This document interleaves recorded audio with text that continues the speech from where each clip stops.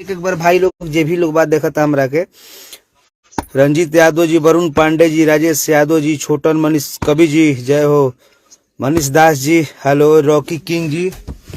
और आज मकर संक्रांति यानी दही चूड़ा आज के दिन खाई रवा सबे और गाना आनंद ली। होली के पहिल का हमार जौन गाना आगिल बा, छोटन मनीष जी के गीत लिखल और अभिषेक तिवारी के संगीत है। होली में प्रणाम बा।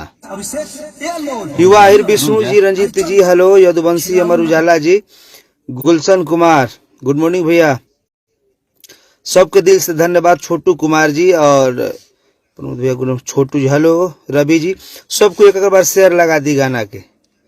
Iran Hitler, good morning.